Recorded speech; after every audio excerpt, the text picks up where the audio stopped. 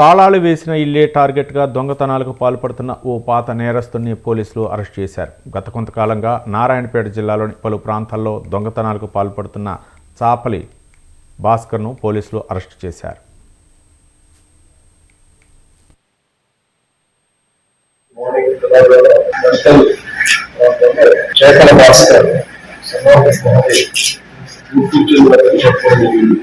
పట్టుకొని విచారిస్తే ప్రస్తుతానికి జిల్లాలో ఆల్మోస్ట్ ఆల్ మరికల్, నారాయణపేట్, కోస్గి, మక్కల్ ఈ ప్రాంతాల్లో కొంతకాలంగా దొంగతనాలు చేసినవి చూస్తున్నాం.